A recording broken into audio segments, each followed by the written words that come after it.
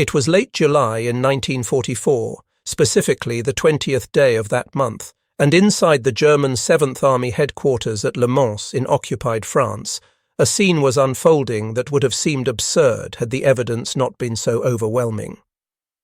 The man sitting behind the desk, SS Obergruppenführer Paul Hauser, had recently taken over for General Oberst Friedrich Dollmann, and what he was reading in the intelligence reports seemed almost impossible to believe. 6 weeks had passed since the Allied landings on the Norman coast, and the flow of supplies reaching American forces operated at a scale that contradicted everything the Wehrmacht understood about military logistics. Someone, probably Hauser himself, had scrawled notes in the margins of the intelligence briefing, and these hastily written observations would later turn up in German archives after their capture. The note that stood out spoke volumes about German bewilderment. Field bakeries, the note read, were operating a mere 15 kilometres from active combat zones. This had to be either Allied propaganda designed to demoralise German troops, or it represented something fundamentally new in how armies could be supplied, something the Germans simply didn't grasp yet. German intelligence officers had been monitoring American communications through radio intercepts, and their forward observers had been filing reports that created a picture completely at odds with 4 years of Wehrmacht operational experience.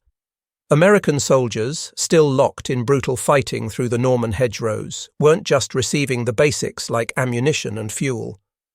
They were getting hot meals delivered to them, fresh-baked bread, letters from their families back in America, and according to one report that German officers found almost laughable in its specificity, donuts being served by American women wearing Red Cross uniforms. The first of these Red Cross clubmobiles had actually come ashore just 4 days earlier, on July 16th. These were trucks that had been converted for the specific purpose of serving refreshments, and they were staffed by women who had volunteered for the duty. The Americans had apparently decided these vehicles were important enough to merit precious space on ships crossing the Atlantic. To Wehrmacht commanders who had systematically eliminated even basic comforts from their own soldiers in pursuit of operational efficiency, this allocation of shipping capacity for morale purposes looked like military insanity.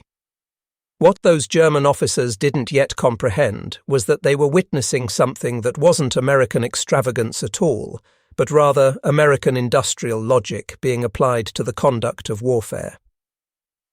The capacity to deliver comfort items to troops actively engaged in combat wasn't some separate luxury divorced from military power. It was actually the ultimate demonstration of that power. An army with the capability to provide donuts to soldiers under enemy fire certainly possessed the capability to provide unlimited ammunition as well. The Germans had good reason for their confidence in American logistical weakness, or so they believed. Beginning in 1940, Wehrmacht intelligence had conducted careful studies of American military doctrine, and their conclusions had been uniformly contemptuous. The Foreign Army's West Intelligence Section, operating under the direction of Oberst Alexis von Rohen, consistently filed reports describing American dependence on material comfort as a fundamental vulnerability that could be exploited. The mathematics seemed to validate German assumptions about American weakness.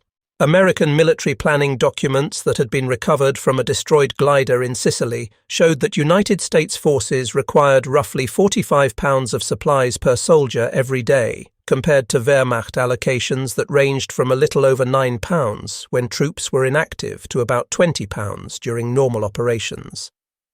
German commanders, who had survived on far less during the Russian campaigns, viewed these numbers as proof that Americans were soft. General Feldmarschall Gerd von Rundstedt, who held the position of Commander-in-Chief West, had expressed the typical Wehrmacht view during a staff conference in May 1944, according to testimony later provided by his Chief of Staff, General Gunther Blumentritt. The Americans, von Rundstedt had said, required 3 times the supply tonnage that German forces needed. They believed war was fundamentally a matter of having more material. German forces had proven in Russia that willpower could triumph over material advantage. When the elaborate American supply system encountered the inevitable friction and chaos of warfare, it would simply collapse. This wasn't just propaganda meant for public consumption. It reflected genuine German military philosophy that had been developed through years of operational experience. The Wehrmacht doctrine, known as Auftragstaktik, placed emphasis on individual initiative, improvisation in the face of changing circumstances, and austerity in resource consumption. German soldiers received training that prepared them to live off the land when necessary, to operate independently when cut off from higher command, to continue fighting even when regular supply was interrupted. The American insistence on maintaining elaborate supply chains for items that Germans considered luxuries, things like chocolate and cigarettes and writing paper, seemed to validate the propaganda coming from the regime about democratic decadence. Wehrmacht logistics officers had performed calculations that demonstrated the mathematical impossibility of American plans. According to documents captured from German headquarters, Major Heinrich von Stülpnagel, who served on the supply staff of Army Group B, had presented analysis showing that supplying 12 divisions across open beaches without established port facilities would require 8,400 tons daily. No military force in recorded history had achieved even half this tonnage without access to established ports, and the Americans were claiming they would accomplish this while under enemy fire. The conclusion was clear. It was mathematically impossible. What German intelligence had failed to understand was the sheer scale of American preparation for the invasion. For 2 full years, the United States had been engaged in transforming Britain into what General Eisenhower described as one gigantic military base. By the time June 1944 arrived, the Americans and British had accumulated stockpiles totaling 2.5 million tons of supplies, enough material to fill a freight train that would stretch from London to Edinburgh and back again. The invasion fleet that crossed the English Channel on the 6th of June represented the largest naval operation that had ever been conducted in human history, with 6,939 vessels participating, including over 4,000 landing craft. But the numbers themselves didn't tell the whole story. Among those numbers lay innovations that German planners hadn't even imagined were possible. Some of the specialized vessels in the invasion fleet were LSTS, landing ship tank, that had been converted into floating kitchens, complete with full ranges and ovens that could bake fresh bread while the ships were still at sea crossing the Channel. Navy records from the United States show that LST-357 had been modified to include refrigeration units that maintained temperatures at 32 degrees Fahrenheit during the crossing. Another vessel, LST-391, carried a complete field bakery that would be operational and producing bread within hours of the ship beaching itself on the Norman coast. These weren't emergency modifications made at the last minute, but planned allocations of resources that German military doctrine would have dismissed as wasteful. The German E-boat patrols that encountered elements of the invasion convoys filed reports that contained puzzling observations. Korvettenkapitän Friedrich Hoffmann, who commanded E-boat flotilla S-130, made an entry in his war diary noting unusual vessels observed in the Allied convoy. They appeared to be modified merchant ships that had been painted in military grey, their purpose unknown, but they were emanating smoke similar to what one would see from factory vessels. By the 26th of June 1944, which marked day 20 of the invasion, American logistics had accomplished what German doctrine insisted was impossible. Despite ongoing combat operations and without control of a single major port facility, the Americans were landing an average of 15,000 tons of supplies daily across the Normandy beaches. For context, the entire German Army Group B operating in France was receiving 8,000 tons weekly. Records from the Quartermaster Corps show that by this date, mobile bakeries had been established and were operational at both Omaha and Utah beaches, with each installation producing 60,000 pounds of fresh bread every day. This wasn't the hard biscuit that German troops had learned to subsist on, but actual fresh white and whole wheat bread baked during the night and distributed while still warm to forward units. German intelligence officers found themselves unable to reconcile what their observers were reporting with what they understood about military logistics. Hauptmann Franz Gochel, who served as intelligence officer with the 352nd Infantry Division, sent a report to his superiors on the 28th of June that was later found in captured documents from his headquarters. American soldiers in forward positions, he reported, were receiving packaged meals that included canned meat, vegetables, crackers, candy, and cigarettes. Each individual meal contained more variety than German troops had seen in months of campaigning. The Americans were discarding half-eaten rations that German soldiers would have considered feast items. The speed at which the Americans established their supply infrastructure defied all Wehrmacht experience. By the 30th of June, American forces had landed 71,000 vehicles, 448,000 tons of supplies, and had established 97 supply dumps distributed across the beachhead. When Germany had invaded Norway in 1940, conducting operations against minimal opposition and utilizing captured ports, it had required 3 full weeks to achieve comparable tonnage levels. German dismissal of American logistics capabilities extended to the artificial harbours that became known as mulberries. Wehrmacht intelligence had identified components being constructed in British ports through aerial reconnaissance photography, but the German naval assessment of these components had been contemptuous of their utility. Admiral Friedrich Rüger, who served as Rommel's naval advisor, had briefed Army Group B on the 20th of May about the possibility that the Allies might attempt to construct artificial harbours, according to his post-war memoirs. The concept was theoretically possible, Rüger had said, but practically limited in what it could achieve. Atlantic storms and channel tides would restrict any temporary structure to minimal capacity. German estimates put maximum throughput at 1,000 tons daily under ideal weather conditions. By the 18th of June, the American Mulberry A at Omaha Beach had become operational and was initially handling 3,000 tons daily, before ramping up to 7,000 tons, 7 times what the Germans had estimated was even possible.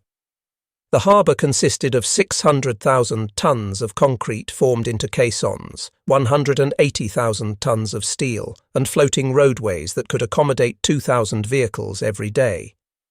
German observers were stunned by what they witnessed.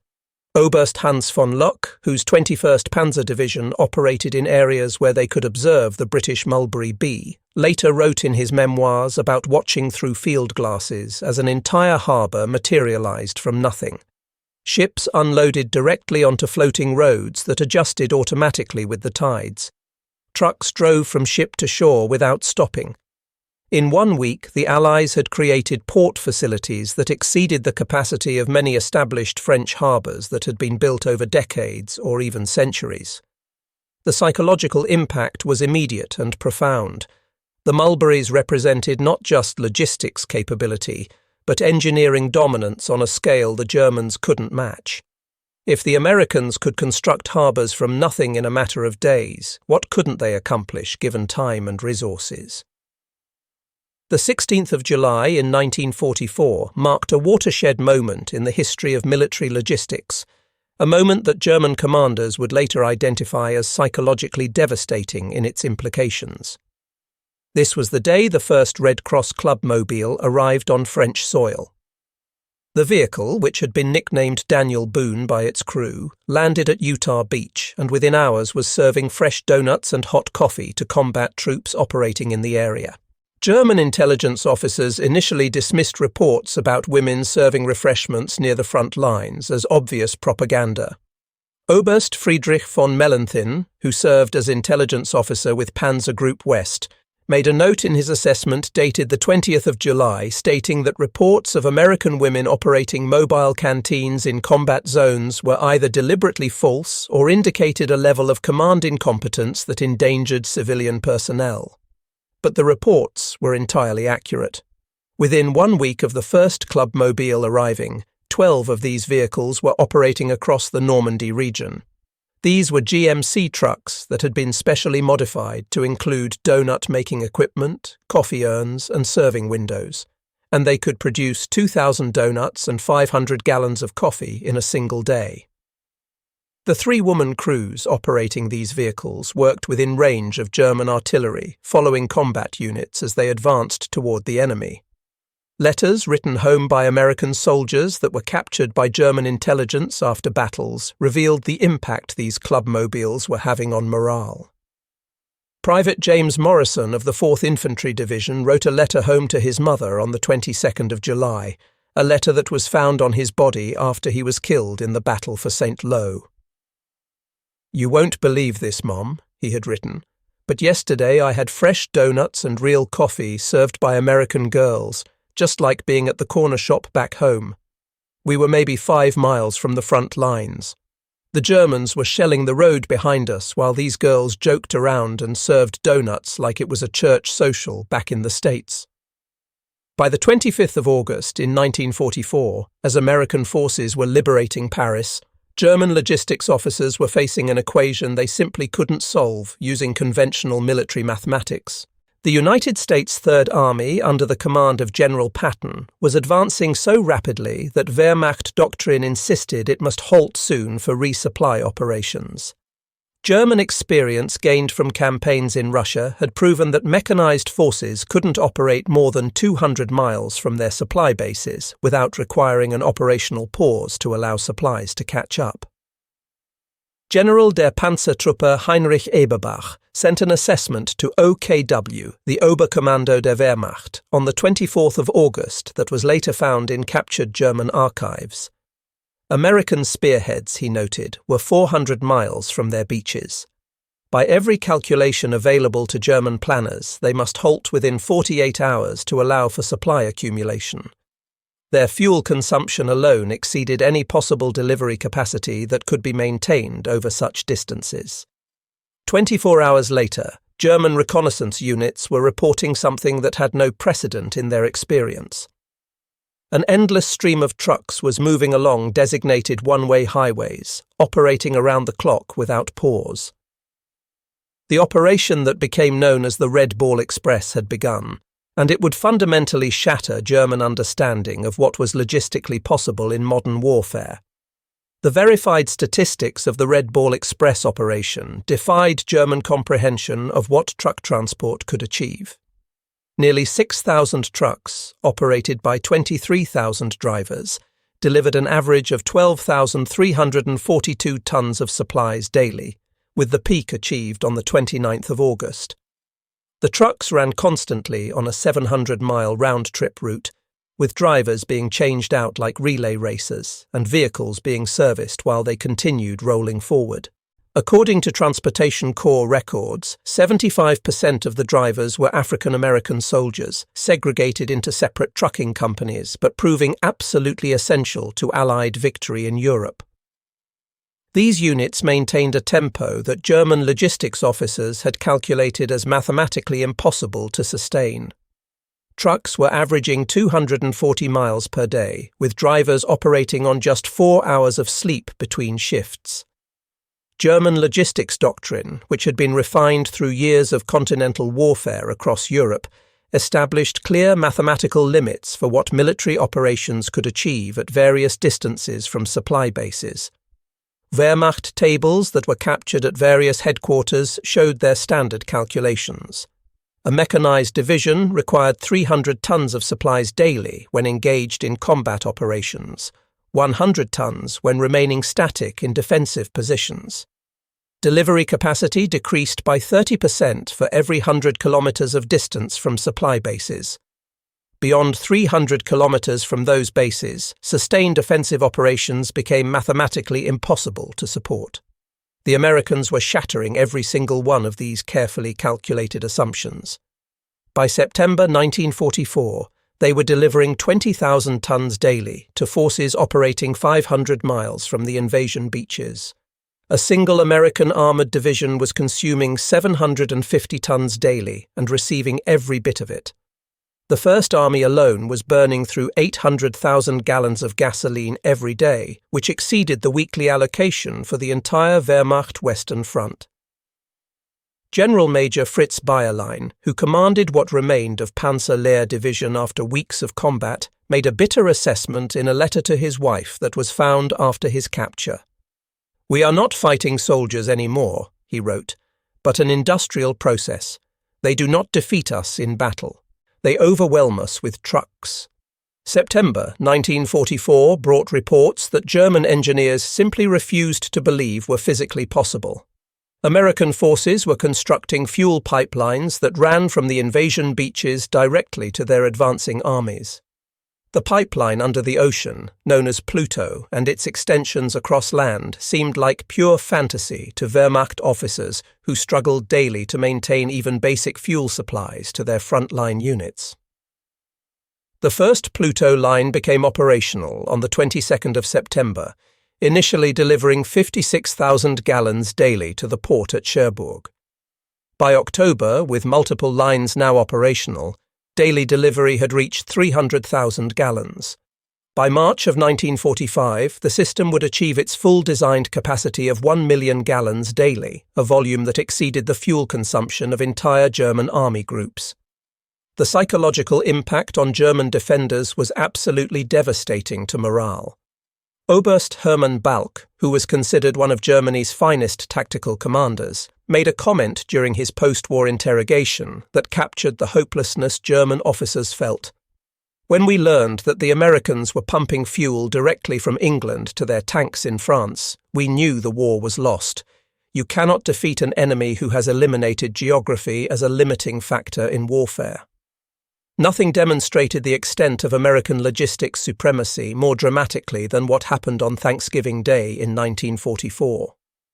With American armies stretched in a line running from Holland all the way to Switzerland, the Quartermaster Corps attempted something that had never been done before in military history. They would serve traditional Thanksgiving dinner to every single American soldier in Europe, nearly 2 million men, all on the same day.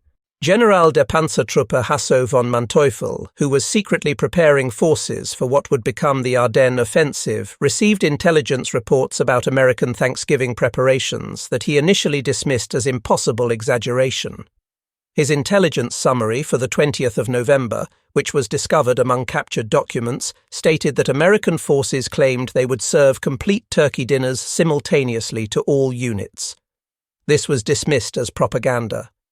Special refrigerated trains and trucks maintained the cold chain necessary to transport perishable food from ports all the way to front lines.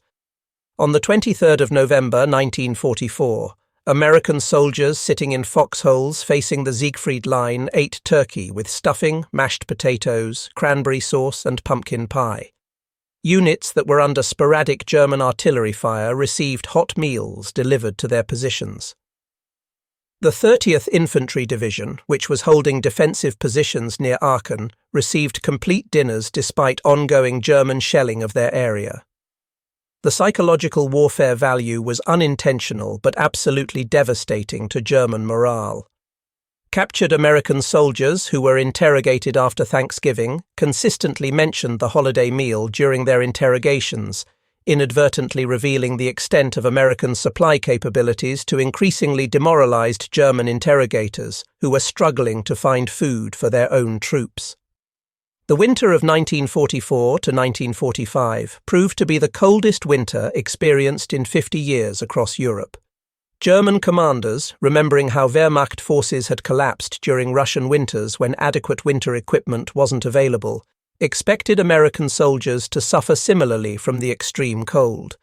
The Ardennes offensive was planned partly based on the assumption that American forces would be unable to rapidly supply adequate winter equipment to exposed units. Instead, the Americans launched emergency supply operations that delivered 2 million complete sets of winter clothing in just 3 weeks. The shipment included innovations that were completely unknown to German forces. There were layered clothing systems designed for extreme cold, shoe packs with removable felt liners, sleeping bags that were rated to function at -30 degrees Fahrenheit, and portable squad stoves that could provide heat in forward positions. General der Infanterie Baptist Knies, who commanded the 85th Corps, sent a report to Army Group B in December 1944 that was later found in captured records. American troops encircled in Bastogne were receiving supplies dropped by air despite being completely cut off by German forces. The containers being dropped included medical supplies, ammunition, winter clothing, and even mail from home. Meanwhile, German troops supplied from their own depots located nearby lacked even basic winter equipment. The Bastogne airlift operation demonstrated American logistics flexibility in a way that stunned German observers. C-47 transport aircraft dropped 1,446 tons of supplies in 8 days to the surrounded 101st Airborne Division holding the town. The supply containers used colour-coded parachutes to identify their contents. Red parachutes indicated ammunition, blue marked medical supplies, yellow identified food containers, and white marked winter clothing. The precision and volume of this air supply operation exceeded the total German airborne resupply capabilities available for the entire Western Front. March of 1945 brought the Rhine crossing operations, Germany's last major natural barrier against Allied advance into the heart of the country. Wehrmacht doctrine, which was based on their own successful 1940 operations in France, indicated that major river crossings required extensive preparation time to accumulate bridging equipment and supplies. German estimates suggested that American forces would need at least 3 weeks to gather everything necessary for a major Rhine crossing. General Oberst Johannes Blaskowitz informed OKW on the 1st of March that the Rhine barrier would provide desperately needed time to reorganize German defenses. 7 days later, the 9th Armoured Division captured the Ludendorff Bridge at Remagen completely intact before German engineers could destroy it. Within 24 hours of its capture, American engineers had reinforced the damaged structure and were running 1,000 vehicles per hour across the bridge. But Remagen was just the beginning of American Rhine crossing operations. American engineers constructed 62 bridges across the Rhine River in 10 days, completing 1 new bridge every 4 hours on average. The longest of these, an 1,100-foot floating treadway bridge at Oppenheim, was completely operational in just 10 hours from start to finish. These weren't temporary expedients that could only handle light traffic, but properly engineered crossings capable of handling 70-ton tank transporters moving at speed. Major Klaus Weber, a German engineer officer who was observing operations at Mainz, later provided testimony about what he witnessed. The Americans, he said, threw bridges across the Rhine like someone throwing ladders across a stream. Each bridge had its own dedicated traffic control system, its own maintenance crew, and its own anti-aircraft defense. They built redundancy into absolutely everything. If German forces managed to destroy one bridge, 2 others were already handling its traffic load. By the 8th of May 1945, which was Victory in Europe Day, American logistics achievements defied every precedent that existed in military history up to that point. The Transportation Corps and Quartermaster Corps had delivered to combat forces operating in Europe a staggering volume of material. Verified shipments across the Atlantic included 46.7 million measurement tons of supplies, over 1 million vehicles, 2.4 billion individual rations, 800 million packs of cigarettes, 500 million candy bars, and 11 billion rounds of ammunition. Monthly consumption rates by March 1945 had reached 1.2 million tons of supplies, 50 million gallons of gasoline, and 8,000 tons of ammunition daily during offensive operations. These numbers represented far more than just impressive statistics. They represented a fundamental revolution in how warfare itself was conducted. The Wehrmacht, which had prided itself on operational and tactical excellence developed over years of combat experience, discovered that tactical brilliance meant absolutely nothing when facing unlimited industrial capacity that could be efficiently delivered to any point necessary. Post-war interrogations of German commanders, conducted systematically by Allied intelligence services, revealed unanimous recognition among surviving German leadership of American logistics supremacy as the decisive factor in their defeat. These assessments, which were compiled by the United States Army Historical Division, provide the most credible evidence available of how German military leaders reacted to what they had witnessed. General Feldmarschall Albert Kesselring, who was one of Germany's most capable and experienced commanders, testified during his 1947 interrogation about American supply achievements. They exceeded our most pessimistic calculations by factors of 5 to 10, he stated. We based all our defensive plans on assumed American limitations that simply didn't exist in reality. A German division operating at 50% of its supply allocation was still considered combat-ready by Wehrmacht standards. American divisions wouldn't even consider attacking without having 200% supply reserves already accumulated. General Heinz Guderian, who was widely considered the father of blitzkrieg warfare doctrine, provided perhaps the most insightful analysis in his post-war writings about what had happened. "We Germans," he wrote, "brought tactical innovation to modern warfare. We perfected rapid movement, combined arms operations, and decisive action. The Americans brought something far more powerful than tactical innovation. They brought the ability to sustain operations indefinitely through unlimited supply capability. We could win individual battles through superior tactics. They could feed entire armies continuously. History shows quite clearly which of these capabilities mattered more in the end." General Franz Halder, who had served as chief of the German General Staff early in the war, offered a philosophical assessment during his work with the United States Army Historical Division after the war ended. The American approach, he explained, represented a conceptual revolution that German military thinking simply didn't understand or anticipate. We Germans saw logistics as something that supported military operations. The Americans saw military operations as simply the delivery mechanism for logistics capability. They didn't defeat our army through superior fighting. They buried it in abundance that we couldn't possibly match. While German commanders naturally focused on European operations when discussing their defeat, Japanese military assessments reached identical conclusions about American logistics supremacy being the decisive factor in the Pacific theater as well. Admiral Isoroku Yamamoto had predicted before the attack on Pearl Harbor that Japan could run wild for 6 months, but then American industrial capacity would overwhelm Japanese forces completely. General Yoshijiro Umezu, who served as Japanese Chief of Staff, provided testimony that complemented what German officers were saying. "We studied American island-hopping tactics carefully, searching for any exploitable weakness. We found none because tactics were secondary to their success. They established supply bases that could deliver more material 5,000 miles from America than we could deliver 50 miles from Japan itself.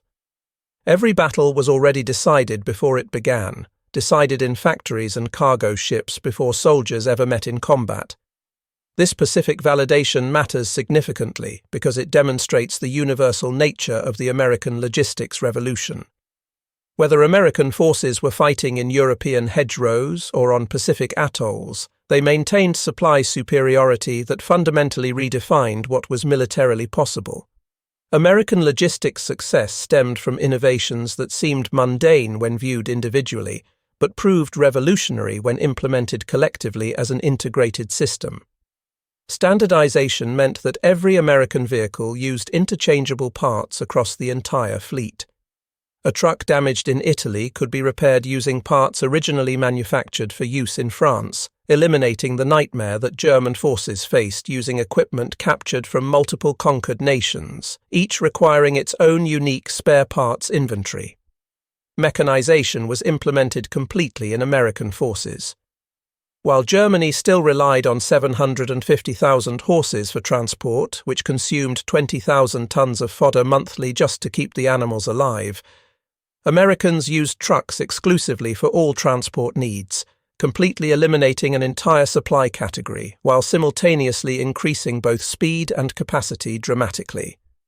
Preservation technology was pioneered by American forces for military applications. They developed military refrigeration systems that could maintain cold chains running from America all the way to frontline positions. Fresh meat, blood plasma for medical use, and temperature-sensitive medicines arrived in condition that was simply impossible for other armies to achieve. Communication infrastructure received massive American investment.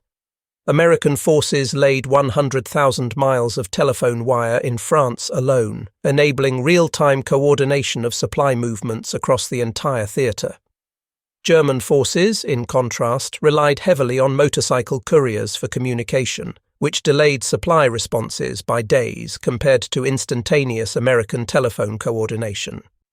Specialization in vehicle design meant Americans created purpose-built vehicles for specific logistics functions rather than trying to make general-purpose vehicles serve all needs. The Women's Army Corps personnel, universally known as WACS, played an absolutely crucial role that German military culture would never have permitted because of ideological objections to women serving in military roles. WAC personnel operated communication centers that coordinated supply movements across entire theaters. They managed depot inventories running into millions of individual items, and they maintained the punch card systems that tracked everything from bullets to bandages. At ports of embarkation, women processed shipping manifests that German officers, who were accustomed to male-only military service, found simply incomprehensible in their complexity and scope. Lieutenant Colonel Eleanor Hilliard, who commanded WSE forces in the European theatre, commanded more personnel than most German regiment commanders controlled. Her post-war report noted that WAC personnel processed 40% of all supply documentation in the European theatre of operations. They freed thousands of men for direct combat roles while simultaneously improving logistics efficiency through specialized training that made them more effective at administrative tasks than male soldiers would have been. This integration of women into military service effectively doubled American military effectiveness by utilizing population resources that Germany ideologically rejected as inconsistent with their worldview. American logistics superiority became an unintentional but absolutely devastating form of psychological warfare that eroded German morale systematically. German soldiers who hadn't seen chocolate since 1942 could actually smell it on American prisoners of war during interrogations. Wehrmacht units that were surviving on bread extended with sawdust could hear American troops in adjacent positions complaining loudly about the monotony of K-rations that contained more variety than German soldiers had seen in years of campaigning. Captured German letters that were recovered from destroyed positions revealed the psychological impact this disparity was having on German troops. Gefreiter Wilhelm Hoffmann wrote to his wife in December 1944 in a letter that was found in a destroyed bunker. "The Americans we have captured," he wrote, "are better fed as prisoners in our camps than we are as soldiers supposedly being supplied by our own army. They casually throw away half-eaten chocolate bars as if they were garbage. We have seen them use white bread for cleaning their rifles because it's so abundant they don't value it. We are not fighting another army. We are fighting the entire wealth of America itself, and there is no possibility of victory against such disparity." This demoralization extended all the way up to German commanders at the highest levels. General der Infanterie Hans Schmidt testified in 1947 during post-war interrogations that his soldiers had fought courageously despite facing overwhelming odds in every engagement. But when they discovered that Americans were receiving ice cream and regular mail delivery from home while German forces lacked even ammunition and basic medical supplies, morale simply collapsed. You cannot maintain fighting spirit among troops when facing such enormous disparity in how soldiers are being treated and supplied. German officers who had directly witnessed American logistics capacity in action during the war weren't at all surprised when the Marshall Plan was announced in 1947 for European reconstruction. They had personally observed American capability to deliver unlimited resources across impossible distances under combat conditions. The nation that could supply multiple armies across thousands of miles of ocean could certainly rebuild an entire continent if it chose to apply those same capabilities to peaceful purposes. General Lucius Clay, who served as military governor of the American occupation zone in Germany, employed former Wehrmacht logistics officers to help manage German reconstruction efforts. Their direct experience with American supply methods during the war proved invaluable for reconstruction planning. Colonel Hans von Greifenberg, who had served as former Chief of Staff to Army Group Center during the war, worked directly with American administrators after the war, and later noted that Americans applied exactly the same logistics principles to peace that had won them the war. Standardization, mechanization, communication infrastructure, and abundance. The Marshall Plan was simply military logistics capability redirected from destruction to civilian reconstruction. When North Korea invaded South Korea in June 1950, American forces initially struggled tactically in the early weeks of combat. But within just a few weeks of the war beginning, American logistics dominance reasserted itself in ways that looked very familiar. Former Wehrmacht officers who were now serving as NATO advisors observed the exact repetition of patterns they had personally witnessed during 1944 to 1945 in Europe. General Adolf Heusinger, who had served as Wehrmacht operations chief during the war and then became chairman of the NATO Military Committee, made an observation about Korea.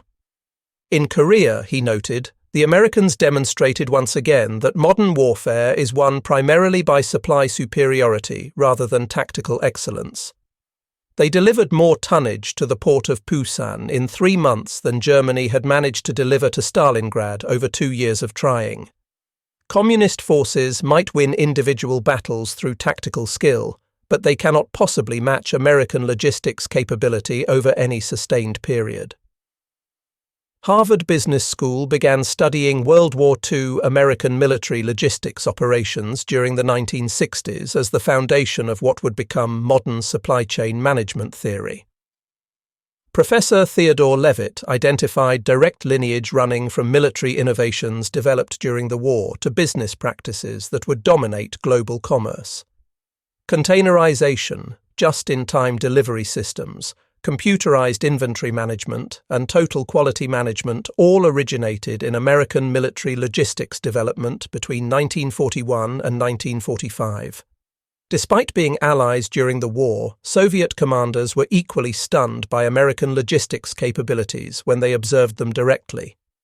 Marshal Georgy Zhukov, who personally received American Lend-Lease supplies throughout the war, wrote in classified memoirs that were only released after 1991 about what impressed him most. The Americans, he wrote, delivered 500,000 vehicles to us, which was more than our entire domestic production for the entire war.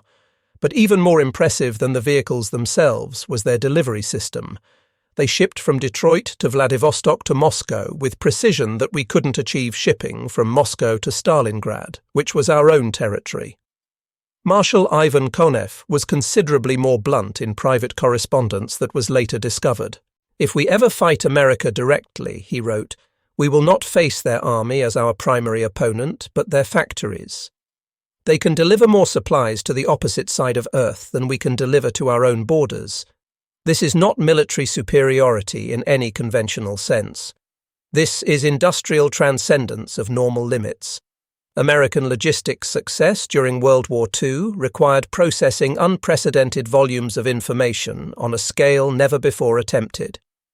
The punch card systems that managed military supplies, operated largely by WAC personnel, represented the largest data processing operation in human history up to that point. IBM machines tracked millions of individual items from the factory where they were produced all the way to the foxhole where they were consumed. Every bullet, every bandage, every boot was coded, counted, and tracked through the entire supply chain. This military requirement for information processing drove computer development in ways that would define the entire post-war era. Thomas Watson Jr., who was IBM president and had served as an Army Air Forces officer during the war, stated explicitly that military logistics requirements created both the market and the technology foundation for business computing. The information age, he said, began in quartermaster depots during World War II, not in university laboratories. To understand just how revolutionary American logistics capability was, consider the comparison between Normandy supply statistics and previous large-scale military operations. During the German invasion of France in 1940, German forces averaged 3,000 tons daily across established rail networks that already existed, and they still experienced a supply crisis by day 20, despite being able to utilize captured French stockpiles.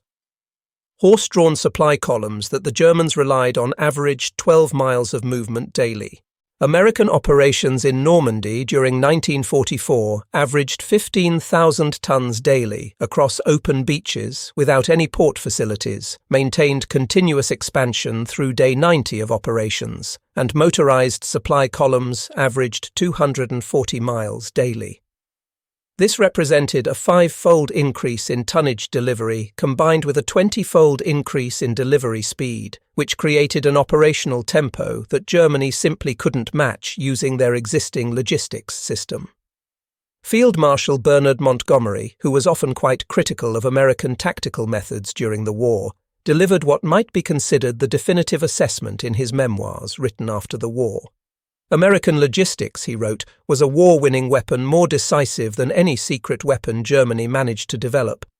They could execute virtually any strategy because they could supply any operation they chose to undertake. British forces had to design strategies around logistics limitations.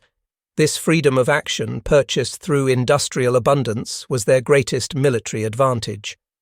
Winston Churchill, with his characteristic eloquence, summarized the American achievement by saying that Americans had demonstrated conclusively that in modern warfare the factory is mightier than the fortress, and the supply line is stronger than the front line.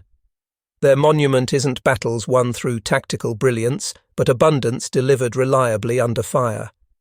Charles de Gaulle, who was always protective of French military honor and French contributions to victory, still acknowledged that Americans conquered not through superior generalship but through superior supply capability. This is perhaps even more impressive than tactical excellence, he noted, because anyone can learn tactics through study and practice, but who can possibly replicate such enormous industrial capacity? The American logistics revolution permanently transformed warfare in ways that continue to the present day. Every military force since 1945 has faced exactly the same fundamental challenge: either match American supply capabilities or accept strategic inferiority as a permanent condition. The Gulf War, operations in Afghanistan, the Iraq War, all demonstrated the same essential pattern that was established in 1944. American forces might face tactical challenges in specific battles, but logistics supremacy ensures strategic victory over any sustained period. When Operation Desert Storm delivered 500,000 troops to Saudi Arabia, and those troops were better supplied than Iraqi forces operating in their own country, it was simply the World War II logistics revolution refined and updated with new technology, not replaced with something fundamentally different. When American forces in remote Afghan outposts received complete Thanksgiving dinners in 2001, they were benefiting directly from systems that had been pioneered on Normandy beaches nearly 60 years earlier. On March 7, 1984, which marked the 40th anniversary of Remagen Bridge capture, American and German veterans gathered together at the bridge site for a commemoration. Former General Major Rudolf Langhauser, who had commanded the bridge defences in 1945, stood alongside former Captain George Gibbs, whose company had rushed the span and captured it intact. Langhauser, who was 75 years old by then, made a remarkable admission to his former enemy. "We prepared carefully for American tanks," he said, "for American artillery, for American aircraft. We didn't prepare adequately for American abundance. Your logistics defeated us before your soldiers ever arrived at our positions. Any army that could deliver ice cream to frontline troops while we lacked bandages for our wounded, such an army simply cannot be defeated by conventional military means." Gibbs, who was 73, responded with typical American pragmatism. "General," he said, "we figured that any soldier who was being asked to die for his country deserved at least a good meal first. It turned out that well-fed soldiers fight considerably better than hungry ones. That's not ideology, that's just practical reality." The two men shook hands across the memorial, former enemies now united in recognition of a truth that transcends nationality. In industrial age warfare, supply superiority is military supremacy. The American genius wasn't inventing new ways to fight battles. It was inventing new ways to deliver everything needed to fight. They hadn't revolutionized combat tactics. They had revolutionized the entire nature of military competition itself. The German officers who lived through the experience, who had dismissed American logistics capabilities in 1943 with contempt, became the most eloquent witnesses to American capability by 1945. They had learned through devastating personal experience a fundamental truth about modern warfare. In the industrial age, logistics capability doesn't merely support military power as an auxiliary function. Logistics capability is military power in its most essential form. Everything else, as the saying goes, is just a matter of supply.